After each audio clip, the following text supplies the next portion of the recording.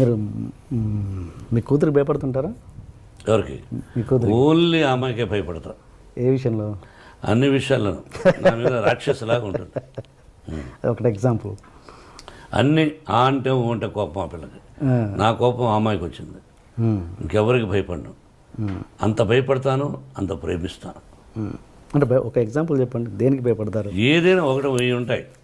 రోజులో 10 సార్లు మాడితే 9 సార్లు నన్ను భయపెడుతుంది, విసుక్కుంటుంది. మీకు ఎంతమంది గర్ల్ ఫ్రెండ్స్ ఉన్నారు సార్?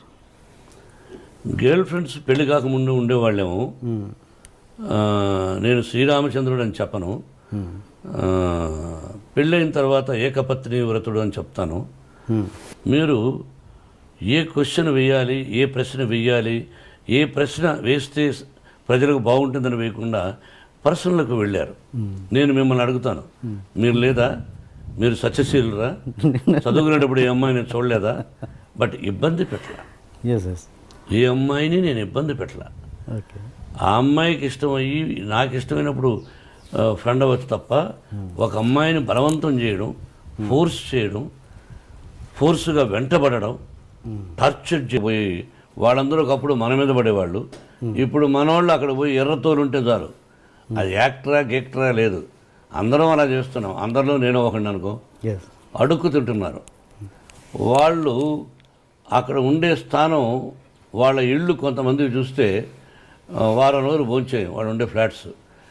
వాళ్ళకి ఇక్కడ మన నిర్మాతలు వస్తానే అక్కడి నుంచే స్పెషల్ ఫ్లైట్, అదే బిజినెస్ క్లాస్, 5 మంది 6 మంది ప్రయాణం ఒప్పుకుంటాడు. వీడు ఇక్కడికి వస్తాడు, 5 స్టార్ హోటల్, అందులో స్వీట్ రూమ్ అంటారు. ఇవన్నీ అలవాటు చేసింది ఎవర్రా అంటే నిర్మాతలు, వారితో పాటు దర్శకులు కొంతమంది. ఆ దీనిలో ప్రక్రియలో అప్పుడు ఆటోమేటిక్గా హీరోయిన్ ఏమనుకుంటుంది, ఏం అడుగుతుంది, చెప్పయా అనేవాడు. ఏం లేదు, ఇక్కడ 10:30కి వచ్చినా మేము ఒప్పుకున్నాము, రేపు అక్కడ పో తెలుస్తుంది. ఏ వాట్ నన్ను ఈజ్ అ గుడ్ మ్యానా బ్యాడ్ మ్యానా I won't tell, you go tomorrow ఆయన బ్యానర్ కదా తెలుస్తుంది. ఆ అమ్మాయి ఇచ్చిన డేట్స్ని ఎగ్గొట్టినటువంటి కొంతమంది, అయ్యో నాకు భయంగా ఉంది వద్దని. కొంతమంది ఇండస్ట్రీ పాడైపోయింది బ్రదర్. ఎవరి వల్ల? సెక్రటరీస్. ఆ సెక్రటరీ అనేవాడు ఎక్కువ శాతం బ్రోకర్లు, ఎక్కువ శాతం బ్రోకర్లు. మా గురువుగారు కూడా అనేవాడు, వాళ్ళ వల్లనే వాళ్ళు ఉన్నవి లేనివి, లేనివి ఉన్నవి ఆ లేడీ ఆర్టిస్ట్కి చెప్పి ఆ అమ్మాయిని కన్ఫ్యూజ్ చేసి చేస్తారు. వాడిని కూడా పిలిపించి ఆఫీస్కి వాడికి ఎక్స్ట్రాగా డబ్బులు ఇచ్చే నిర్మాతలు ఉన్నారు. ఆ విధంగా పాడైపోయి అలా భయపెట్టేశారు హీరోయిన్ని. అలా ఇట్లా బేడపరపకుండా తీసుకొచ్చిన వాళ్ళు ఎవరో కాదు. మన ఇంట్లో దొంగతనం ఎవరు చేస్తారు? ఇంట్లో తెలిసిన వాళ్ళు. ఇప్పుడు నేను జలపల్లిలో ఉన్నాను, సిటీలో నుంచి ఒకరోజు దొంగతనం చేస్తాడా?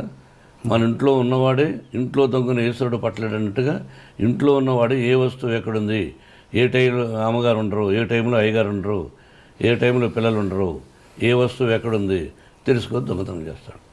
ఆ విధంగా చెడ్డ పేరు తీసుకొచ్చింది ఎవరో కాదు, మన వాళ్ళే కొంతమంది. అయినా అవి లెక్క చేయకుండా చేసినటువంటి మంచి హీరోయిన్లు ఉన్నారు, అద్భుతమైన హీరోయిన్లు.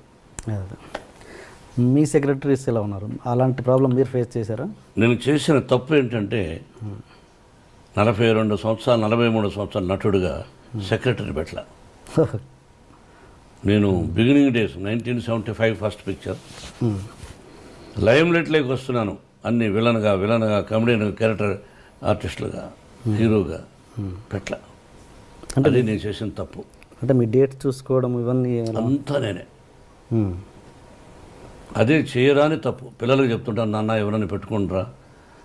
ఏమిటంటే మీరు డబ్బులు ఇవ్వాలనుకోండి నాకు నిర్మాతగా, సెక్రటరీ అయితే వాడు పోయి అడుగుతాడు మీ ఆఫీస్కు, మా మాట లేకుండా ఏమన్నా డబ్బు ఇస్తేనే వస్తారండి ఆయన, లేదా రారండి, ఆయనకు ఇలా కావాలండి, ఆయనకు స్పెషల్ కారు కావాలండి, కడుక్కోవడానికి స్పెషల్ కార్ కావాలండి, తాగడానికి ముఖం కడుక్కోవడానికి కూడా మినరల్ వాటర్ కావాలండి అని వీడు సెక్రటరీ చెప్తాడు. వాడు తిట్టుకొని ఇచ్చేవాడు. నేను డైరెక్ట్గా ఏమండి నాకు కారు అక్కర్లేదు, నాకు కారు ఉంది, నాకు పెట్రోల్ అక్కర్లేదు, నేను సిగరెట్లు తాగను, అయినా సిగరెట్ ప్యాకెట్లు వద్దు, నా భోజనం దగ్గర అయితే నా భోజనం నేనే తెచ్చుకుంటాను అంటే వాళ్ళు మనుషులు పంపించారు ప్రొడక్షన్లో. అవును. ఎక్స్ట్రాగా ఒక కారు ఇవ్వండి. అది ఎప్పుడు నేను రాజ్యసభ సభ్యుడు అయిన తర్వాత అడిగాను ఆ ఎక్స్ట్రా కారు కూడా, లేకపోతే ఒకటే కారు. మేకప్ వాళ్ళు ఎవరో ఒకరు ఇద్దరు నా దగ్గర ఉంటారు, వెళ్ళేవాళ్ళం. లేకపోతే 2 కార్లు నేను ఎందుకు తీసుకెళ్ళాలి, ఒక కారు నేను పర్సనల్గా ఏదో ఉంటుంది, మేకప్ మ్యాన్ ఉండేవాడు. ఆ తర్వాత మిగతా వాళ్ళకి కాస్ట్యూమర్ అని వీళ్ళందరూ ఉంటూ ఉంటారు. వీళ్ళంతవరకు లోపలైతే నేనే మేకప్ వేసుకెళ్ళేవాడిని ఇంట్లో లోకల్గా. కొద్ది రోజులు స్టూడియోలో వేసుకున్నాం, తర్వాత ఇలాగా. ఓకే, అంటే దాంట్లో కష్టాలు లాభాలు కూడా ఉన్నాయి కదా సార్. అంటే సపోజ్ అదే సెక్రటరీని పెట్టుకుంటే వాళ్ళు మీడియేషన్ చేసేసి రెమ్యునరేషన్లు ఎక్కువ చెప్పేసి అలాంటి ప్రాబ్లమ్స్ కూడా ఉంటాయి కదా. అలా నేనేమీ చేయలేదు బ్రదర్, డైరెక్ట్గా నేనే డబ్బులు అడిగేవాడిని, నేనే డేట్స్ ఇచ్చేవాడిని. అలా జరిగాను. డబ్బులు వాళ్ళు ఇవ్వకపోతే డబ్బులు అడిగేవాడిని, ఏమంటే మీరు డబ్బులు ఇస్తున్నారు ఎందుకు ఇవ్వలేదని. దాంతో వాడు పోయి ఏంటే చాలా రఫ్గా వాడు చెప్పేవాడు, చాలా రఫ్గా అడుగుతున్నాండి డబ్బులు, ఇలా మాట్లాడుతున్నా అండి, డబ్బులు ఇస్తేనే వస్తానంటున్నాడు. అవును, డబ్బులు ఇస్తేనే వస్తాను, డబ్బులు ఇవ్వకపోతే ఎందుకు పని చేయాలి?